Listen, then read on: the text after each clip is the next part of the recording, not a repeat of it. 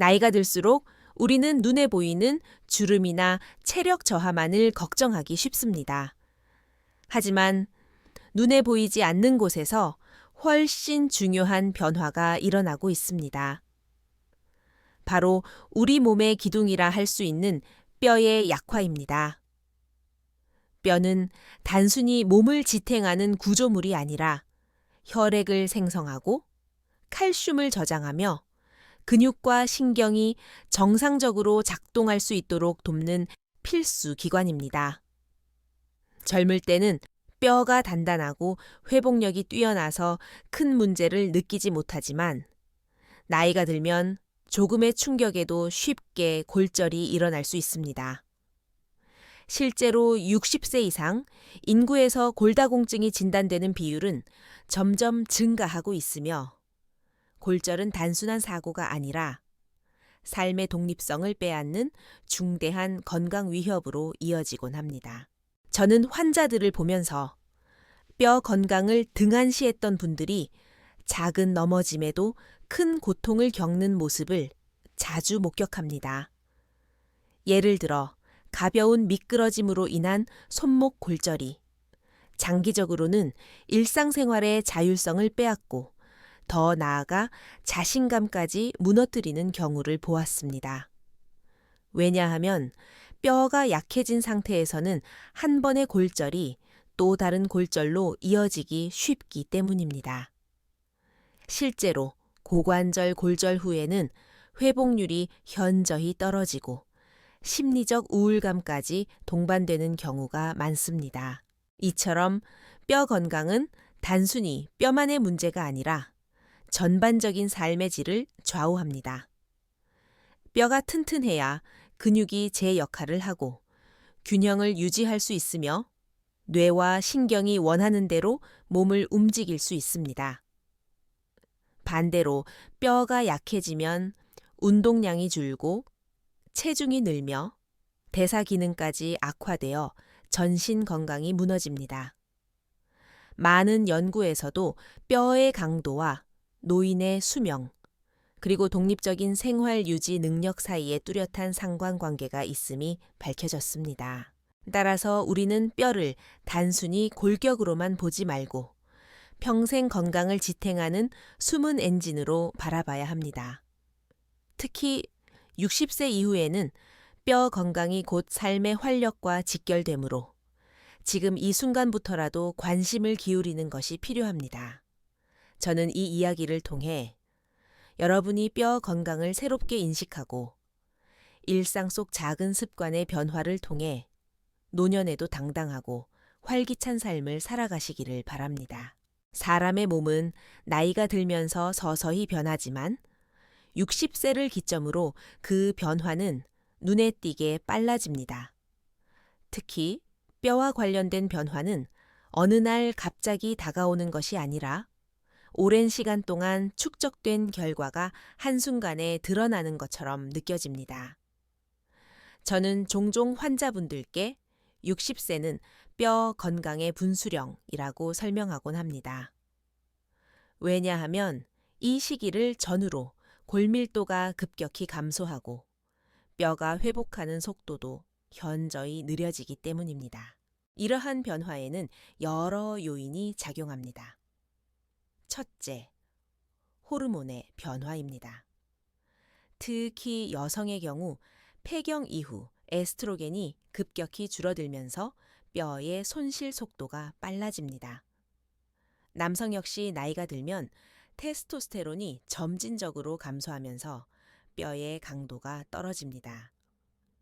실제 연구에 따르면 60세 이후 여성의 약 3명 중 1명, 남성의 약 5명 중 1명이 골다공증 진단을 받습니다.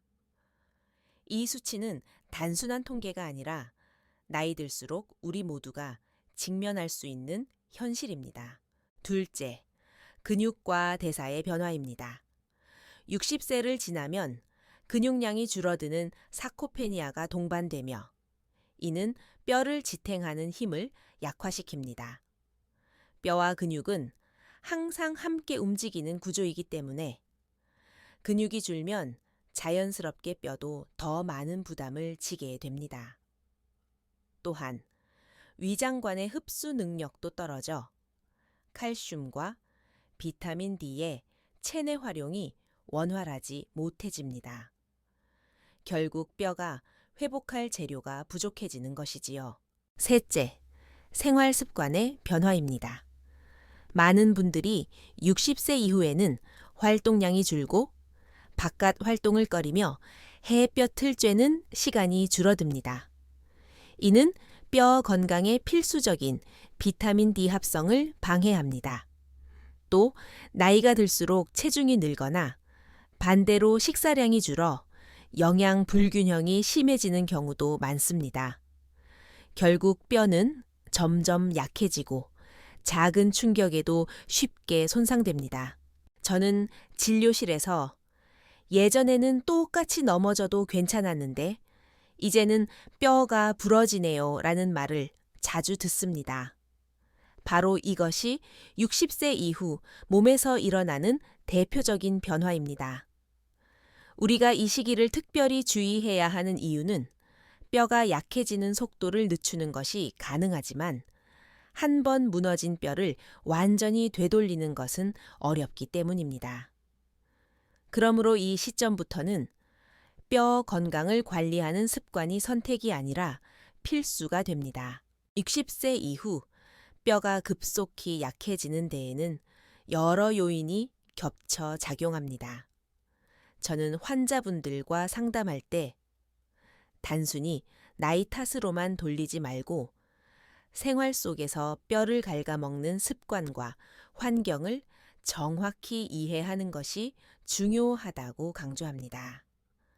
왜냐하면 이러한 요인을 알면 늦게라도 충분히 조절할 수 있기 때문입니다. 첫 번째 요인은 칼슘과 비타민 D의 부족입니다. 칼슘은 뼈의 주성분이지만 나이가 들수록 장에서 흡수되는 비율이 떨어지고 신장에서 배출되는 양은 늘어납니다. 또한 햇볕을 쬐어야 합성되는 비타민 D는 실내 생활이 많아지는 노년기에 특히 부족해집니다. 비타민 D가 모자라면 칼슘이 뼈에 잘 흡착되지 않아 골밀도가 빠르게 줄어듭니다. 실제로 국내 조사에서도 65세 이상, 노인의 절반 이상이 비타민 D 결핍 상태라는 결과가 보고된 바 있습니다. 두 번째는 운동 부족입니다. 뼈는 단순히 영양소만으로 단단해지지 않습니다. 체중을 실어주는 걷기, 근력 운동 같은 자극이 있어야 뼈가 스스로를 강화합니다.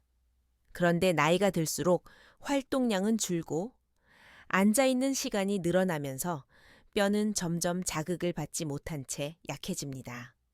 오히려 활동량이 적은 분들에게서 골다공증이 더 많이 나타난다는 연구는 이미 여러 나라에서 확인되었습니다. 세 번째는 약물과 질병의 영향입니다. 장기간 복용하는 스테로이드제, 일부 갑상선 약물, 위산 억제제 등은 뼈의 대사를 방해합니다. 또한 당뇨, 신장질환, 류머티즘성 질환 같은 만성질환도 뼈의 약화를 촉진합니다. 저는 진료에서 이 부분을 간과하지 않습니다. 환자분이 복용 중인 약물이나 기저질환을 꼼꼼히 살펴야 하는 이유가 바로 여기에 있습니다. 네 번째는 생활 습관입니다. 흡연과 음주는 뼈 건강에 가장 큰 적입니다. 담배는 뼈 세포의 활동을 방해하고 알코올은 칼슘 흡수를 억제합니다. 또한 과도한 카페인 섭취도 칼슘 배출을 늘려 뼈를 약하게 만듭니다. 게다가 불규칙한 식습관, 단백질 부족, 짠 음식 위주의 식단은 뼈 건강에 악영향을 줍니다. 이렇게 다양한 요인이 복합적으로 작용해 60세 이후에 뼈를 빠르게 약하게 만듭니다. 하지만 중요한 점은 이 모든 요인은 우리가 충분히 관리할 수 있다는 사실입니다. 단순히 나이가 많다는 이유로 포기할 필요는 없습니다. 어떤 원인이 뼈를 해치고 있는지 깨닫는 순간부터 뼈 건강을 되찾는 길은 다시 열리게 됩니다. 뼈가 약해지는 이유를 이해했다면 이제부터는 구체적으로 어떻게 예방하고 회복할 수 있는지를 아는 것이 중요합니다. 저는 항상 환자분들께 뼈는 살아있는 조직이므로 관리하기 나름이라고 말씀드립니다. 즉, 올바른 습관을 들이면 뼈는 다시 강해질 수 있습니다. 우선 식단 관리가 가장 기본입니다. 칼슘은 여전히 뼈의 핵심 재료입니다. 하루 권장 섭취량은 성인 기준 약 700mg인데 이를 위해 우유, 치즈, 멸치, 두부 같은 음식이 도움이 됩니다. 그러나 칼슘만으로는 부족합니다. 비타민 D가 함께 있어야 칼슘이 뼈에 자리 잡을 수 있기 때문에 연어나 고등어 같은 등 푸른 생선, 계란 노른자, 버섯도 함께 섭취하는 것이 좋습니다.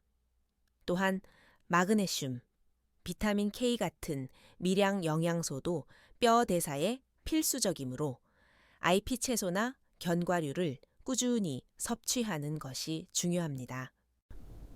다음으로 운동입니다.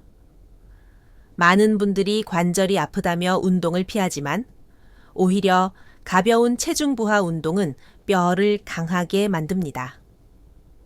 매일 30분 정도의 걷기, 계단 오르기, 가벼운 근력 운동은 뼈와 근육을 동시에 강화합니다.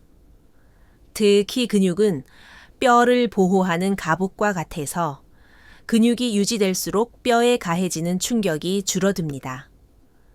최근 연구에서도 규칙적인 근력 운동이 고관절 골절 위험을 40% 이상 낮춘다는 결과가 보고되었습니다.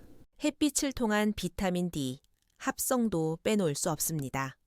하루 시우몰이 20분 정도만 햇볕을 쬐어도 비타민 D 수치가 크게 개선됩니다.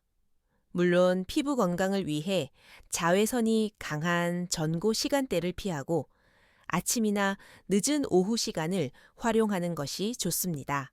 또 하나 주목해야 할 것은 생활 습관입니다. 금연과 절주는 당연히 필수이고 카페인 음료를 하루 한두 잔 이하로 줄이는 것도 도움이 됩니다. 지나치게 짠 음식을 줄이면 칼슘 배출을 억제할 수 있습니다. 무엇보다 꾸준히 규칙적인 생활을 유지하는 것이 중요합니다. 저는 환자분들께 작지만 지속적인 습관이야말로 가장 강력한 치료라고 강조합니다. 그리고 필요하다면 의사의 상담을 통해 보충제를 활용하는 것도 좋은 방법입니다. 단, 무분별하게 칼슘제를 복용하는 것은 오히려 신장결석 같은 문제를 일으킬 수 있으니 반드시 전문의와 상의해야 합니다. 결국 예방과 회복은 거창한 것이 아닙니다. 식단, 운동, 햇빛, 생활습관. 이 4가지 원칙만 제대로 지켜도 60세 이후의 뼈는 충분히 건강을 유지할 수 있습니다. 지금까지 말씀드린 내용을 종합해보면 뼈 건강은 단기간에 끝나는 관리가 아니라 평생 이어져야 하는 삶의 원칙이라는 것을 알 수 있습니다. 저는 많은 환자분들이 이제 나이도 많으니 뼈 건강을 돌보기엔 늦지 않았나요? 라고 물을 때마다 결코 늦지 않았다고 단언합니다. 왜냐하면 뼈는 우리 몸이 살아있는 한 끊임없이 대사 활동을 하고 회복할 수 있는 힘을 가지고 있기 때문입니다. 평생 관리의 첫 번째 원칙은 꾸준함입니다. 식단이나 운동은 며칠 하다가 중단하면 효과가 거의 나타나지 않습니다. 오히려 적은 양이라도 매일 규칙적으로 하는 것이 중요합니다. 이를 위해 저는 환자분들에게 거창한 계획보다는 일상에 쉽게 녹아들 수 있는 작은 습관을 권장합니다. 예를 들어 아침마다 시료 5분 산책하기, 매 끼니마다 작은 양의 채소와 단백질 곁들이기, 카페인 음료 대신 물 한 잔 더 마시기 같은 습관입니다. 두 번째 원칙은 정기적인 검진입니다. 뼈는 겉으로 보이지 않기 때문에 실제 골밀도를 측정하지 않으면 상태를 알기 어렵습니다. 최소 1, 2년에 한 번은 골밀도 검사를 통해 현재 상태를 확인하고 필요하다면 의사의 지시에 따라 치료나 보충제를 조정하는 것이 좋습니다. 실제로 조기 발견을 통해 골다공증의 진행을 늦추거나 골절 위험을 크게 줄일 수 있습니다. 세 번째 원칙은 균형입니다. 뼈 건강을 위해서는 칼슘이나 비타민 D만 강조할 것이 아니라 전반적인 생활 습관의 균형을 지켜야 합니다. 수면이 부족하거나 스트레스가 많으면 호르몬 균형이 깨져 뼈 대사가 방해받습니다. 따라서 충분한 수면, 스트레스 관리, 긍정적인 마음가짐이 함께 필요합니다. 뼈 건강은 단순히 뼈만의 문제가 아니라 전신 건강과 정서적 안정과도 깊이 연결되어 있다는 사실을 잊지 말아야 합니다. 마지막으로 저는 환자분들께 항상 희망을 강조합니다. 뼈는 늙는 것이 아니라 우리가 어떻게 관리하느냐에 따라 여전히 강인하게 유지될 수 있는 생명력 있는 조직입니다.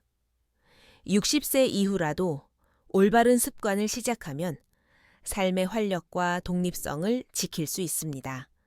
한 번 무너진 뼈를 완벽히 되돌릴 수는 없어도 앞으로의 시간을 건강하게 바꾸는 힘은 충분히 우리 손 안에 있습니다. 그러니 여러분께 당부드립니다. 오늘 이 영상을 보신 순간부터 뼈 건강을 위한 작은 실천을 하나라도 시작해 보시길 바랍니다. 그 작은 한 걸음이 모여 70세, 80세에도 스스로 당당히 걷고 웃으며 살아갈 수 있는 힘이 되어 줄 것입니다.